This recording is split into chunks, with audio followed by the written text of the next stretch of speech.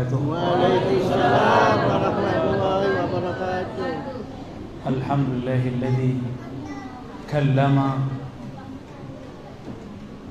bi azaliyatihi wa hawarana wa ja'alana mimman aqama as-salah wa anzala ilana al-Qur'an li'an natakallama bih. Amma ba'du. Baik Bapak Ibu yang dimuliakan Allah, saudara-saudara, ini pertanyaannya langsung kayak orang langsung naik. Ini kita hantarkan pelan-pelan ya. Allah Subhanahu wa taala, sebutan Allah alif lam lam ha itu adalah sebutan Allah kepada makhluk yang dicipta dengan kun. Jadi Allah itu mengatakan kun, jadilah. Kita kalau berbicara sesuatu, memerintah, berarti kita punya kuasa dan kehendak. Maka Allah mengatakan kun dengan kuasanya kudrah dan kehendaknya iradah. Ini disebut dengan sifat ma'ani. Sifat apa? Ini yang dipelajari dalam sifat 20. Ini yang disebut dalam Al-Quran, innama amruhu idza arada syai'an ay yaqula lahu kun fayakun. Arada iradah. Allah kalau berkehendak cukup kata kun. Karena dia punya kudrah kekuasaan, maka kunnya berlaku. Kalau penguasa cukup pakai laksanakan semua. Jadi kun itu laksanakan, kira-kira begitu. Ya. Kun itu dua lafaz, dua huruf, kaf dan nun. Kaf dan nun. Bagi ulama ahli huruf seperti Imam Ibn Arabi Al-Buni, imam yang lain termasuk Imam Ghazali dan masyayikh yang saya talaqi kepada mereka, kun itu maknanya dua. Kaf pertama artinya kamal, kesempurnaan. Nun itu ada dua makna, nur dan yang kedua nar. Ini sudah pernah saya sampaikan di tempat lain. Kesempurnaan nurnya Allah, nur Muhammad sallallahu alaihi wasallam. Yang kedua, kesempurnaan narnya Allah. Nar itu disebut izzahnya Allah Subhanahu wa ta'ala. Boleh juga disebut bayang-bayang dari nur Muhammad. Inilah yang sampai kepada wali-wali palsu. Dia merasa sudah wusul, sudah sampai jadi wali, padahal dia bukan wali Allah, dia wali syaitan. Kenapa? Yang dia alami bukan dari dasar nurnya Allah Subhanahu wa ta'ala. Kalau nurnya Allah turun ke kalbu, kalau sudah turun nur Allah dalam kalbu, maka muncullah satu kesadaran. Karena cahaya yang di kalbu itu akan menghantarkan kepada hembusan Allah bernama ruh.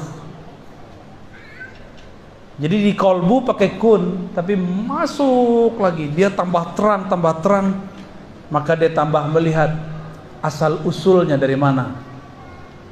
Bahwa jiwa manusia bukan pada kalbu, tapi dia berasal dari energi yang ada pada ruh. Ruh itu dari lafaz ra, waw, ha. Ruh satu akar kata dengan rauh. La taqnatu min rauhillah. Jangan engkau putus asa dari rauh. Rauh itu kelapangan daripada rahmat Allah. Maka ruh itu artinya hembusan kasih sayang. Jadi apa yang Allah lafazkan ketika menghembuskan itu? Makna hembusannya kasih sayangnya. Lafaznya bisa berupa ruh, bisa berupa sin. Makanya ada yasin. Sin itu bunyi nafasnya. Oleh Ibnu Katsir ini disebut sebagai nama Rasul. Ya insan, insan kan nama Rasul di Quran. Ya. Yasin, kata Ibnu Katsir, Yasin bermakna ya insan. Insan di situ Nabi Muhammad sallallahu alaihi wasallam. Saya sampaikan itu kepada orang nggak paham dia. Nggak ada tuh nama Muhammad di sini. Lah insan itu nama Nabi Muhammad sallallahu alaihi wasallam. Nggak paham, dia sudah bergelimang cahaya tapi dia tidak tahu itu cahaya. Seperti orang dia bersama wali, tapi tanya mana walinya? Mana walinya? Inilah kejadian pada banyak orang yang hidup bersama kekasih Allah, tapi tertutup oleh kebiasaan-kebiasaannya. Ya, jadi apa yang Allah kalamkan itu bisa ruh itu sendiri, kata rahmah. Karena Allah mengatakan, Inna rahmati sabaqat ghadabi. Rahmatku melewati, mengalahkan murkaku. Maka takdir itu ada dua, Pak. Ada takdir kun di Lauh Mahfuz, ada takdir rahmah. Itu ayatnya. In rahmatnya Allah ghalabat ghadabi. Hadis qudsi juga ada begitu. Mengalahkan murkaku. Seharusnya jika ada yang membunuh 99 orang, yang ke-100-nya ulama yang dia bunuh, itu mati su'ul khotimah. Tapi karena dia sedang mencari rahmat Allah, maka Allah selamatkan dia. Belum sempat tobat, dia wafat. Belum sempat tobat yang sempurna, baru an-nadam. Apa arti nadam? Nyesal. Baru menyesal. Apa kata tuan guru terakhir? Berapa orang yang kau bunuh? 100. Terakhirnya ulama. 100 terakhirnya ulama. Tapi ternyata pintu Allah masih terbuka. Maka ajaran Islam tidak menuntut kita suci. Ajaran Islam menuntut kita mengakui kalau diri kita kotor. Mau dibuang kemana, Pak, kekotoran yang ada dalam diri? Ya, jangan terlalu berlebihan beragama. Halakal mutanatti'un. Celaka orang-orang yang terlalu berlebihan dalam beragama. Ya, kita nggak diminta suci lahir batin, nggak mungkin. Gak mungkin. Nabi Adam aja masih silap, masih salah, tapi tidak dosa. Keliru belum tentu dosa. Nah, ini bedakan ya. Ada dua perbedaan keliru dengan dosa. Para nabi itu pernah keliru tapi tidak pernah berdosa. Berdosa itu membangkang kepada Allah. Mungkinkah nabi membangkang kepada Allah? Tidak mungkin. Wali mungkin, tapi zahirnya bangkang, batinnya tidak. Ya, itu Pak ya. Jadi yang dikeluarkan adalah lafaz rahmah. Ya, itulah jadi Ahmad Ruhullah. Allahumma sholli ala sayyidina Muhammad. Suara jelas? Setelah ini suara oke. Satu di atas yang perwakilan yang Bapak Satria. Ya, silakan Pak. Minta tolong Bang Is di atas, ibu-ibu disertai Bang Is ya. Ibu-ibu satu orang penanya di atas. Singkat padat Pak ya. Assalamualaikum warahmatullahi wabarakatuh. Syukran. Ibu ya. Bu ya pernah menyampaikan bahwa Allah menurunkan Rasul dan Nabi itu 313. Yang maksud adalah 25 dalam Al-Quran. Pernah saya lihat di YouTube. 313 Rasul saja. 124.000 para nabi. Ya. Yang masuk ada 25 nabi. Yang saya ingin mengetahui bahwa ada jabatan al-Ghaus, yaitu pimpinan para wali ataupun suatu ulil yang Nabi sampaikan ada 25 al-Ghaus dari zamannya Hasan bin Hussein hingga sekarang, bahkan untuk akhir zaman ini tinggal yang 25. Berapa besar perintah Allah untuk kita menemukan seorang wali itu, dan berapa efek sampingnya kalau kita tidak menemukan. Terima kasih Bu ya. Baik. Bagus Pak. Kalau Rasulullah masih hidup, kita diperintahkan bertemu Rasulullah. Tuba liman ra'ani, beruntung yang melihat aku. Kalau tidak bertemu Rasul, ketemu orang yang bertemu Rasul. Tuba liman ra'a man ra'ani, beruntung orang yang melihat orang yang melihatku. Gak bertemu juga murid Rasul sallallahu alaihi wasallam, maka carilah orang yang berguru kepada murid sampai sekarang. Perintah itu Pak. Karena ada tuba. Tuba itu satu pohon keberkahan, ridwanullah di surga. Siapa yang memandang wali, ulama, pewaris Nabi, bukan pewaris iblis. Ya, ada ulama pewaris iblis. Nauzubillah min. Saya pun berlindung setiap hari, ya Allah, jangan jadikan lidah ini zallat, keliru. Ya, karena sekali keliru, ujiannya orang yang megang mic, public figure, ustadz, khotib, malu mundur, malu minta maaf. Itu ujiannya. Maka kalau saya ada salah, kasih tahu. Nanti saya cek benarkah salah menurut ilmu yang kita pelajari. Jika salah, saya minta ampun dan saya minta maaf kepada umat. Ya. Dan itu harus dilakukan. Nggak boleh sok-sokan, udah tahu salah masih aja ngeles ya. Seperti kejadian pada cocok logi akhir zaman ya. Nggak ada dia minta maaf. Udah bikin rusuh umat karena hadis dukhon, nggak ada mereka minta maaf. Malah bikin rusuh baru. Mari beli pangan. Akhirnya orang pada beli beras di mana-mana, habis beras. Terus saya minta maaf, minta ampun kepada ya Allah jika salah pemahaman ini. Bimbing aku. Kepada umat, mohon maaf kami salah memahami teks. Bahaya. Ya. Saya tidak mau kita termasuk kepada orang-orang yang berfatwa bukan dengan ilmu. Jangan ya. Seberapa kuat? Oh, perintahnya kuat Pak. Ya, di alam Al-Quran dikatakan, ya ayyatuhan nafsul mutmainnah irji'i ila rabbiki radiyatan mardiyah fadkhuli fi ibadi. Itu dulu. Kalau mau masuk surga, pintunya satu, harus bersama orang yang sekapal masuk surga. Fadkhuli fi ibadi, maka masuklah ke dalam golongan yang menghambakan dirinya kepadaku. Orang paling merdeka di alam semesta adalah orang yang menghambakan dirinya kepada Allah, karena Allah bukan materi. Menghambakan diri kepada Allah, itulah kemerdekaan sejati. Bebas orang itu. Tapi kalau kita ini hidup mencari fulus, fulus itu materi, capek. Ta'iba abdud dinar. Allah itu, setiap orang mengenal Allah, mencintai Allah, maka setiap itu juga ada bebas. Hur, ahrar, hamba yang bebas. Ya. Jadi perintahnya kuat Pak. Perintahnya kuat, nggak boleh sendiri-sendiri. Ini larangan mafhum mukhalafahnya, pemahaman di balik ayat ini. Jangan sendiri-sendiri, jangan berpecah belah, jangan berpisah dari majelis para aulia, para ulama-ulama yang bersanad kepada Rasulullah sallallahu alaihi wasallam. Maka ciri-ciri musuh akhir zaman, mereka yang suka memecah belah. Ada majelis, dia buat majelis baru lagi. Kecuali majelis yang dia buat ini untuk menyokong majelis yang besar, baru boleh. Ya. Gak boleh dia buat majelis dalam majelis. Kecuali gurunya mengatakan, mau buat nih, kuatkan. Hanya kelompok khawarij yang mencoba memecah belah, ya. Kita tidak mau seperti itu.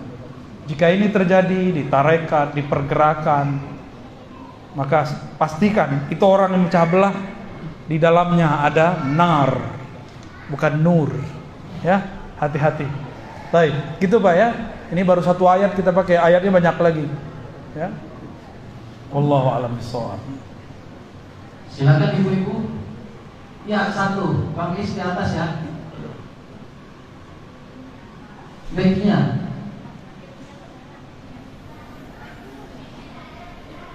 Ya, silakan dari situ aja. Silakan. Oh, boleh ditulis. Untuk mengisi kosongan Bapak yang satu tadi sambil menunggu tulisan dari Ibu pertanyaannya. Silakan.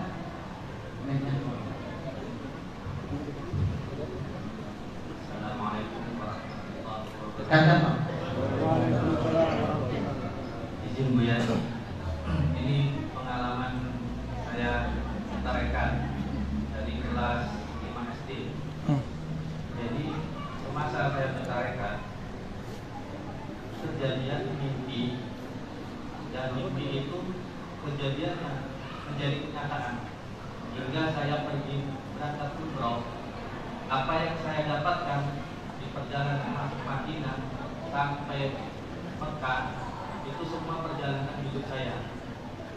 Dan yang saya pertanyakan, Bu ya, hati ini saya ingin mencari jati diri saya. Cuman sampai sekarang saya sendiri belum tahu mana jurusan saya. Begitu aja Bu ya. Apa pertanyaan? Saya sendiri. Beliau bermimpi bahwa setelah mengikuti tarekat itu seperti dibimbing gitu dalam Oke. Ya, kalau dalam ilmu psikologi namanya deja vu. Tapi psikolog tidak ada satupun yang sepakat sampai hari ini. Kalau bagi ahli rohani itu gampang, ya. Kita kalau misalnya nih Bapak ngomong, kamu nanti bakal begini. Terjadi. Saya mau tanya, orang itu terjadi sesuai dengan yang kita kalamkan karena kita yang ngomong atau karena takdir Allah? Terus kenapa merasa keren? Tuh apa kata gua? Itu kan kejadian kan gitu. Ya. Orang itu mengalami yang kita kalamkan bukan karena kalam kita, tapi karena takdir Allah. Saya mau tanya lagi.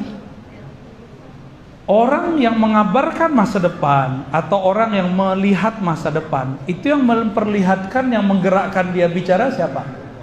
Allah. Jadi ini disebut khatir rabbani.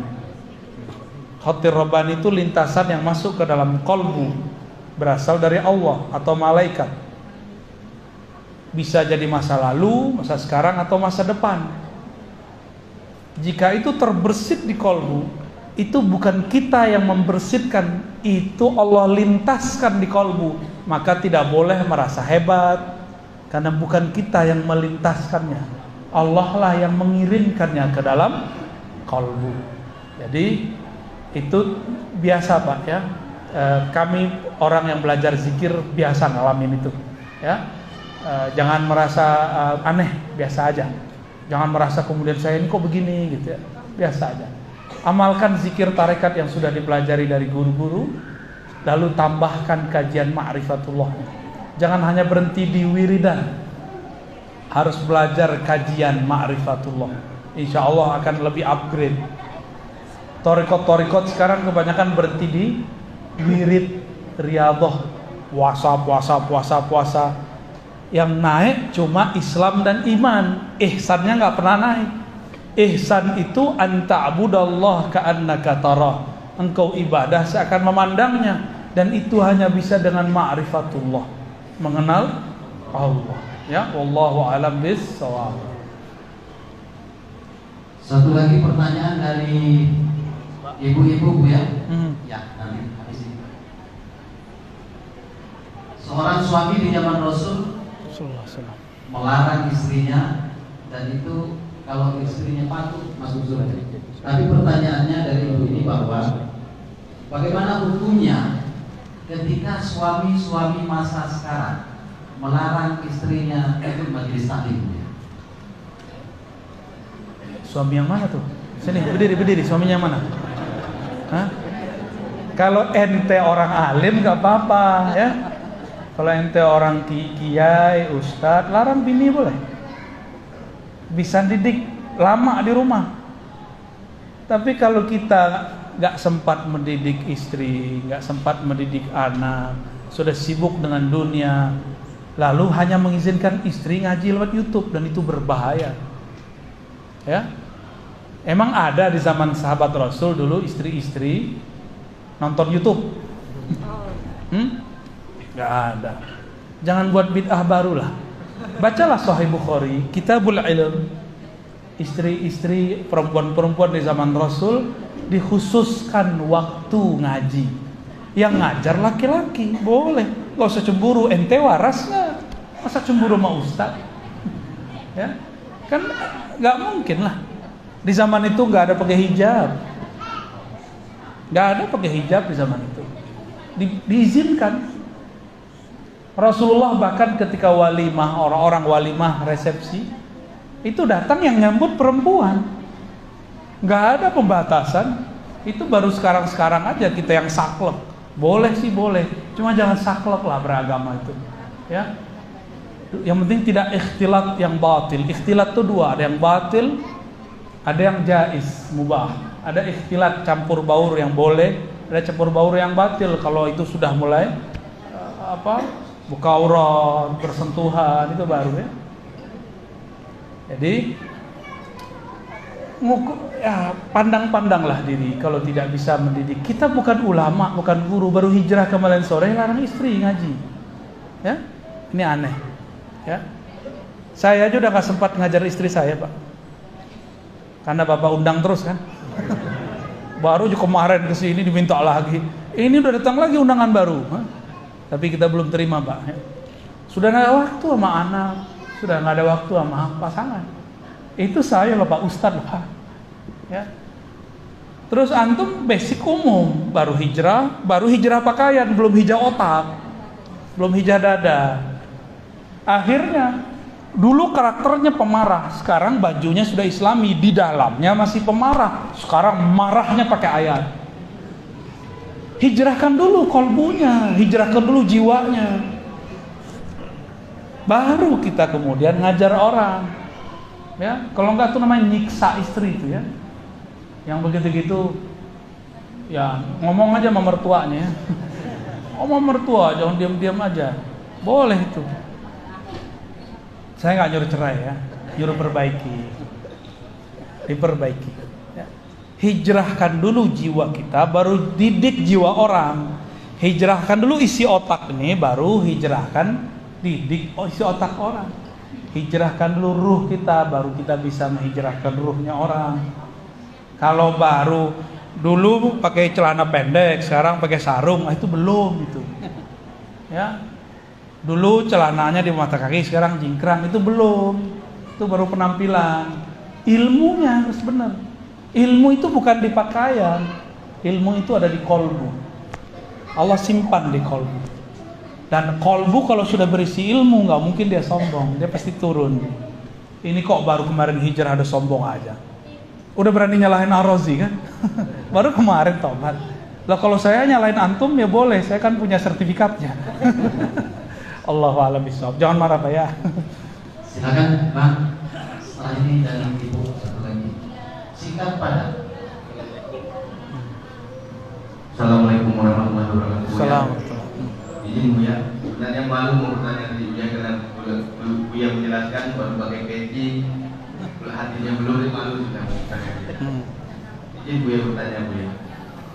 Ini mungkin belum saya pahami, saya berguru juga Bu ya. Kami dari Kabupaten Sintang ya, jauh ya. 8 jam dari 8 jam. 8 jam ya. Masya Allah. Izin Buya bertanya Bu ya. Ada kalimat yang pernah saya dengar dari guru saya dan belum saya pahami seutuhnya Bu ya. Kenalah dirimu rata-rata maka kau akan kenal Allah yang nyata. Maksudnya gimana Bu? Kenalah dirimu. Kenalah dirimu rata-rata maka kau akan kenal Allah yang nyata. Masya Allah.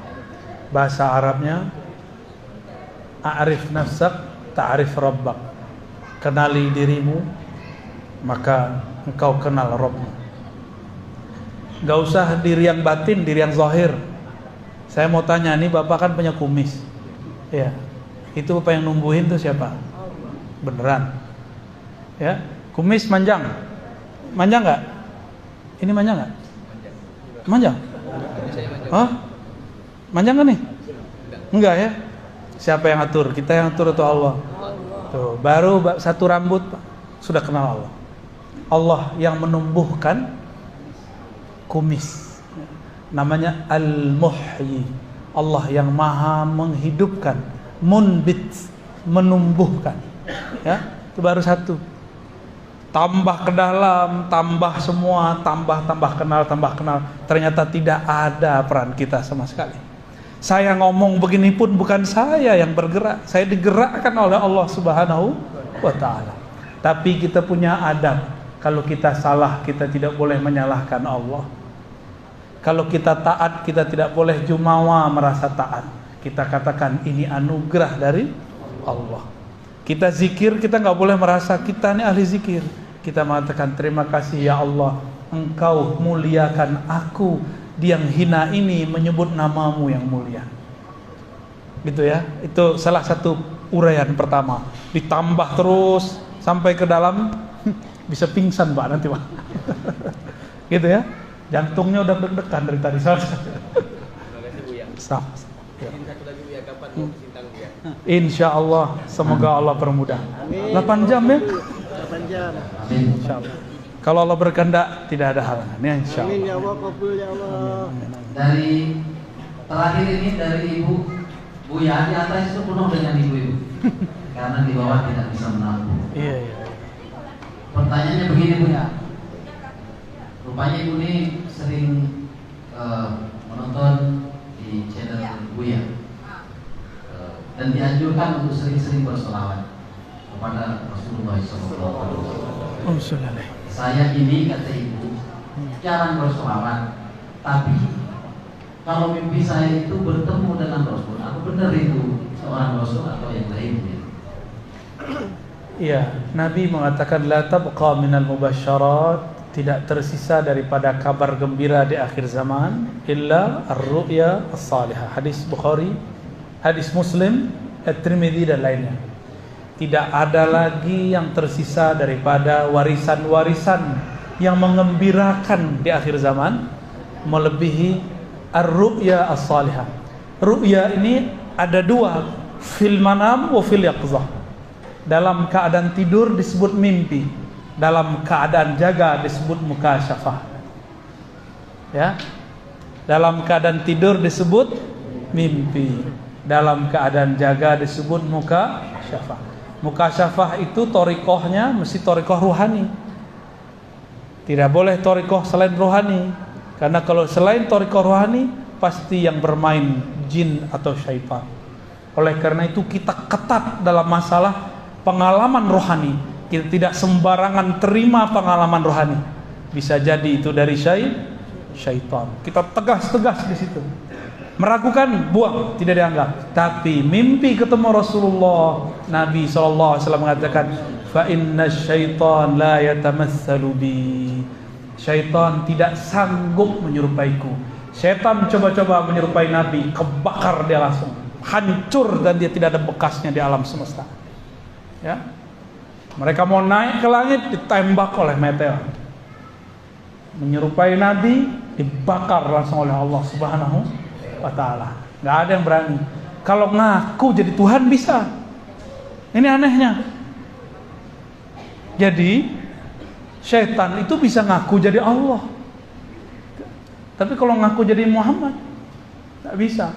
Maka kalau ada orang ngaku ketemu Allah belum tentu benar kalau tidak lewat baginda Rasul sallallahu alaihi wasallam. Tapi dia bertemu Rasulullah dulu, lalu bertemu Allah, itu hak. Ya. Namanya musyahadah. Memandang kepada Allah. Semoga Allah berikan kita 3 ini, musyahadah, muraqabah, ar-ru'ya as-salihah. Amin ya rabbal alamin. Sudah. Alhamdulillah. Habis ini kita masjid apa? Surau masjid ya? Masjid Mujahidin. Masjid Raya Mujahidin. Oke. Nanti doanya di sana aja ya. Saya diminta untuk ngasih apa ini? Penyerahan Ya. buku ya. Ke Pak siapa nih? Kepada Pak Zainal Abidin disilakan. Sebelumnya saya sampaikan assalamualaikum warahmatullahi wabarakatuh.